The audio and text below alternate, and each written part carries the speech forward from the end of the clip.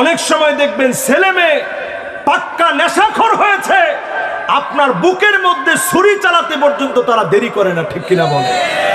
পরিবেশবিদরা বলছে পৃথিবীর দিকে এল নিনো আসতেছে। এটা আমার বক্তব্য না, আপনারা নিউজ ঘেটে দেখবেন।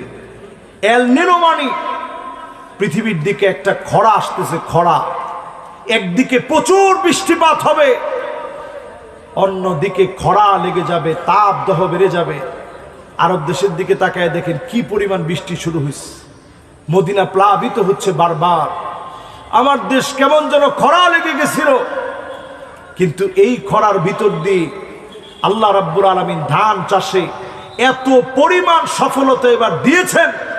আমরা আশা করি এই মুসিবতের সময়ও আমাদেরকে ভালোবেসে যিনি মুক্ত করবেন তিনি কে? আল্লাহ।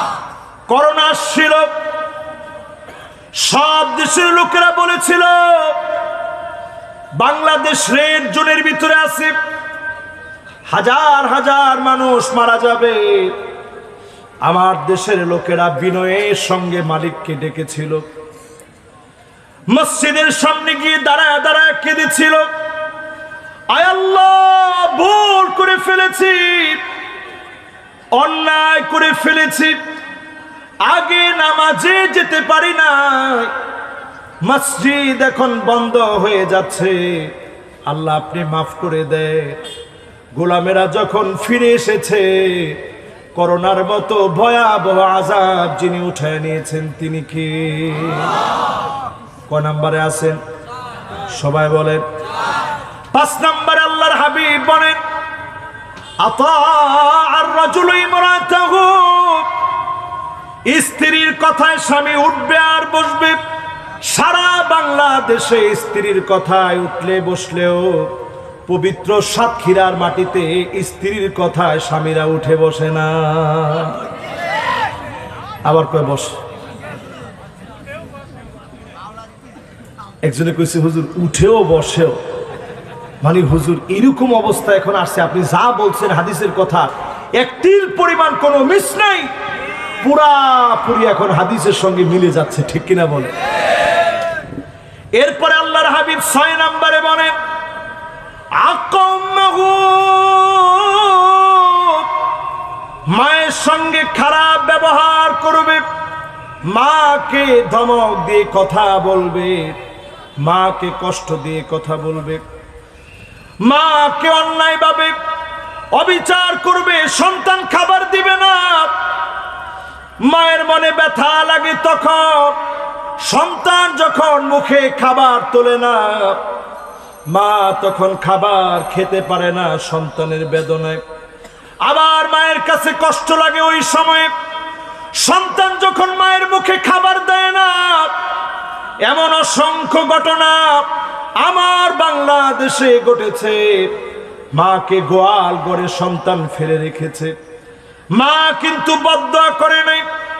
সাংবাদিক গিয়েছে, মা সন্তানের নামে বাজে কোনো কথা বলে নাই, মা শুধু বলেছে আমার ছোট্ট পেটের ভিতরে আমার সন্তানকে জায়গা দিয়েছিলাম, আজকে বড় বাড়ি বানাইছে, আমার সন্তান তার বাড়ির ভিতরে জায়গা দিতে পারে নাই, বড় বাড়ির ভিতরে একটুখানি খাটে ঘুমানোর সুযোগ করে দিতে পারে না।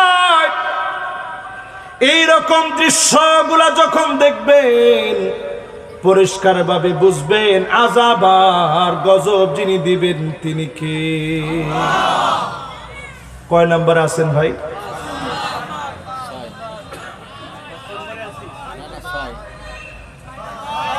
কয় নম্বর? 7 নম্বরে আল্লাহর হাবিব বলেন, আদনা সাদিকহু, বন্ধুদের জন্য বন্ধুরা পাগল পারা হয়ে যাবে। এখনকার সময় এটা হয়েছে না হয় নাই? এলাকায় এলাকায় দেখবেন একেবারে ইয়ং জেনারেশন, 13, 14, 15 বছরের যুবক কিশোর গ্যাং তৈরি করে ফেলছে। কি গ্যাং? কিশোরগঞ্জ, হ্যাঁ কিশোর গ্যাং। আমি যে জেলার নাম নিছেন উপায় নেই, কিশোর গ্যাং। সবাই বলেন কি গ্যাং? এই কিশোর গ্যাং এমন ভাবে বাড়বে, জায়গায় জায়গায় দেখবেন 15-20 জনের একটা গ্রুপ হবে।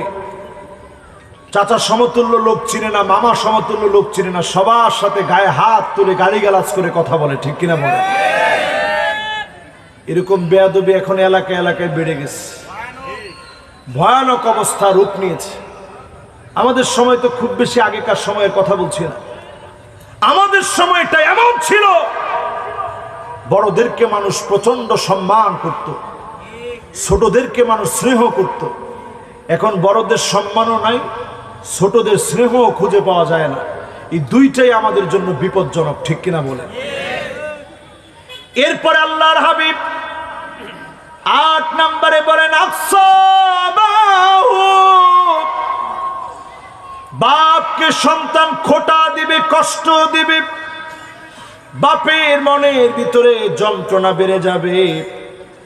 আজকে এখানে বসে একটা বার চিন্তা করেন কি পরিমাণ কষ্ট দিয়েছে। বাপ তো সেই লোকটা হয় যে তার সন্তানের জন্য নতুন পোশাক কিনে আনে, নিজে নতুন পোশাক পরে না, জুতা ছিঁড়ে গেলে সেলাই করে আনে, কিন্তু বাপ নিজে না পরে সন্তানকে নতুন জুতাটা কিনে দেয়।